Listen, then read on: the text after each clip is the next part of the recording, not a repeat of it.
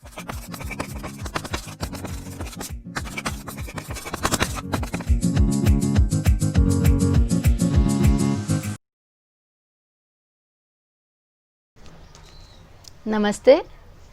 आज मैं कक्षा 9वीं स्पर्श भाग 1 से अरुण कमल की कविता खुशबू रचते हैं हाथ, इसकी व्याख्या करने जा रही हूँ। संक्षेप में अरुण कमल के बारे में कि 1954 में बिहार में जन्मे अरुण कमल साहित्य अकादमी पुरस्कार के साथ कई अन्य पुरस्कारों से नवाजित हैं और अनुवाद के क्षेत्र में भी इन्होंने बहुत ही अच्छा योगदान दिया है। इनकी कविताएं जितनी आप बीती हैं उतनी ही जग बीती हैं। इसका अर्थ क्या है कि कवि और लेखक समाज में जो घटता है उससे पूरी तरह जुड़े रहते हैं। चूँकि ये आधुनिक काल के कवि हैं, भक्ति काल का कवि होगा तो वो भक्ति की कविताएं लिखी। उस समय समाज में वही था। रीतिकाल में राजाओं के बारे में, श्रेष्ठता के बारे में सुंदर साहित्य का सृजन हुआ। लेकिन जिस समय हमारा देश स्वतंत्र होना था और स्वतंत्र हो चुका, उसके बाद हमारे जो कवियों ने कविताएं लिखी या साहित्य का सृजन किया, तो उसमें देश में जो समस्याएं हैं, चाहे समस्या किसान की हो, चाहे समस्या गरीबी अमीरी की हो, वर्ग भेद की हो, जाति भेद की हो, तो कवि और लेखक का ध्यान उस समाज की उसी समस्या की ओर जाएगा। तो अरुण कमल ने इस कविता में हमारे उस वर्ग की ओर हमारा ध्यान आकृष्ट किया है, जो वर्ग समाज के लिए खुशहाली देता है, सबसे अधिक कार्य करता है, लेकिन वही वर्ग मजबूरी में, लाचारी में, अभाव में रहने के लिए विवश है। और ये हमारे देश की विडंबना है। और इसी विडंबना को दूर करना और इसी समस्या के समाधान को खोजने के लिए कवि आपको जागरूक करना चाहता है। तो इस कविता की हम व्याख्या करते हैं। आप ध्यान से शब्दार्थ भी सुनिएगा और व्याख्या भी, और देखें कि कवि ने कैसे एक वर्ग विशेष की ओर ध्यान दिलाया है, लेकिन कैसे सारे वर्ग के लोग हमारे ध्यान में स्वतः ही आ जाएंगे। तो मैं शुरू करती हूँ कविता। कई गलियों के बीच, शीर्षक है खुशबू रचते हैं हाथ, बहुवचन में है, अर्थात बहुत सारे लोग हैं जो इस कार्य में लगे हुए हैं। खुशबू से अर्थ है इधर अगरबत्ती के व्यापार में, लघु उद्योग में, छोटे से उद्योग में कौन कौन लगा हुआ है और वो कहाँ रहता है, ये प्रस्तुत पंक्तियों के माध्यम से कवि बता रहे हैं कि कई गलियों के बीच, कई नालों के पार, कूड़े करकट के ढेरों के बाद, बदबू से फटते जाते इस टोले के अंदर, खुशबू रचते हैं हाथ, खुशबू रचते हैं हाथ। कवि ने बहुत ही बोलचाल की भाषा, आसान सी भाषा और खड़ी बोली में उर्दू के शब्दों का प्रयोग करते हुए हमारे समक्ष प्रश्न किया है कि कौन लोग हैं जो खुशबू रचते हैं और वो कहाँ रहते हैं।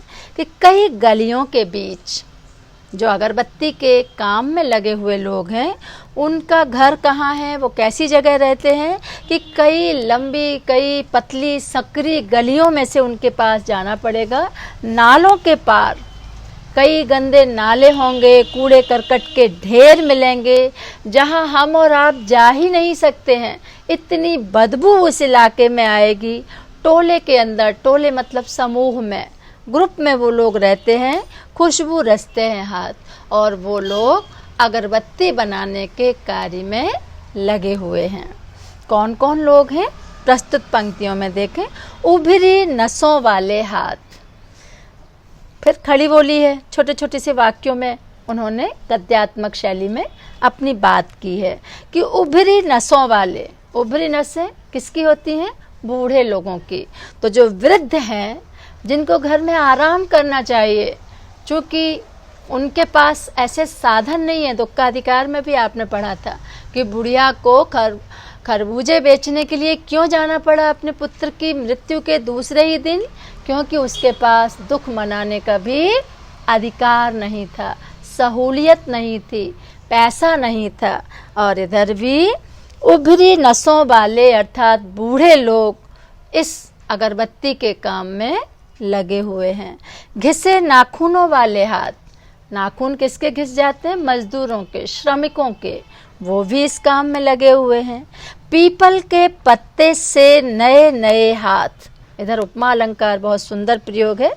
पीपल के पत्ते की तरह छोटे छोटे नए नए हाथ अर्थात कम उम्र के बच्चे जिन्हें पढ़ना चाहिए, बस्ता लेकर स्कूल जाना चाहिए, वो भी बाल मजदूरी में लगे हुए हैं। जूही की डाल से खुशबूदार हाथ, इधर जूही की डाल से अर्थात नव युवतियों के हाथ, जो अपने भविष्य के सुंदर सुंदर स्वप्न देखने की जगह इस काम में लगी हुई हैं और मेहनत कर रही हैं। गंदे कटे पिटे हाथ,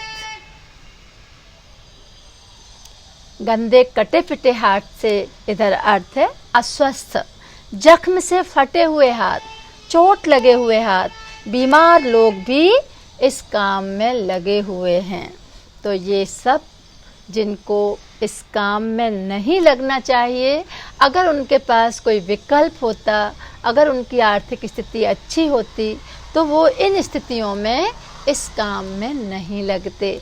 और लगे हुए हैं ये ठीक है, पर कभी प्रश्न कर रहा है कि वो कैसी जगह रहते हैं, उनके रहने की जगह क्या साफ सुथरी नहीं होना चाहिए। कवि की अंतिम पंक्तियाँ कुछ इस तरह हैं कि यहीं इस गली में बनती हैं मुल्क की मशहूर अगरबत्तियाँ, इन्हीं गंदे मोहल्लों के गंदे लोग बनाते हैं केवड़ा, गुलाब, खस और रात रानी की अगरबत्तियाँ। दुनिया की सारी गंदगी के बीच दुनिया की सारी खुशबू रचते हैं हाथ, खुशबू रचते हैं हाथ, खुशबू रचते हैं हाथ। शाब्दिक अर्थ तो कभी बताना चाहता है कि हमारे देश की मशहूर अगरबत्तियाँ कहाँ बनती हैं? इन्हीं गंदे मोहल्लों में। इशारा कर रहा है वो कि जिन मोहल्लों में आप अंदर नहीं जाएंगे, जिन मोहल्लों में आप कभी प्रवेश करने से भी कतराएंगे, उन्हीं मोहल्लों में केवड़ा, गुलाब, ये वैरायटी, जितनी फूलों की विभिन्नता है उतनी ही अगरबत्तियों की विभिन्नता है। खस और रात रानी की अगरबत्तियाँ इसी गंदगी के बीच बनती हैं। तो कभी ये आपको शाब्दिक अर्थ बताना नहीं चाह रहा है, कभी व्यंग कर रहा है कि जो वर्ग आपको सुविधा प्रदान करता है, जो वर्ग आपके लिए घर को मंदिर बना देता है, जो वर्ग आपके घर की बदबू को दूर कर देता है, वो वर्ग खुद गंदे इलाके में रहने के लिए विवश है और प्रश्न भी करना चाहता है कि क्या इस वर्ग के प्रति हमारा कोई कर्तव्य नहीं है। आपको याद दिलाना चाहता है कि अभी भी और जब आप बड़े हो जाएं तो इस वर्ग के प्रति हमारा क्या कर्तव्य है और कौन कौन इस वर्ग का प्रतिनिधित्व करता है।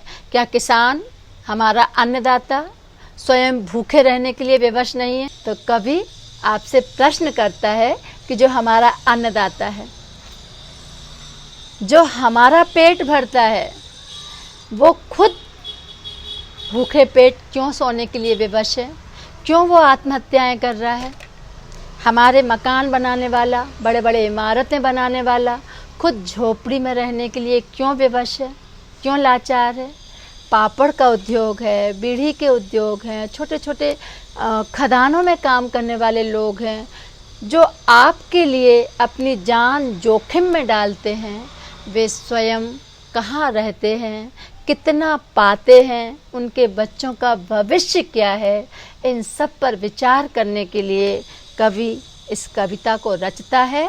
और कवि का उद्देश्य तभी सफल होगा जब हम इस वर्ग के लिए कुछ करने के लिए कृत संकल्पित हों और शपथ लें कि भविष्य में हम इस वर्ग को ऊंचा उठाने के लिए, इस वर्ग के कल्याण के लिए अवश्य कुछ कार्य करेंगे। तो इस तरह आपने गद्यात्मक शैली में लिखी आसान सी कविता खुशबू रचते हैं हाथ पढ़ी और कुछ सोचने के लिए आप तैयार भी हुए। धन्यवाद।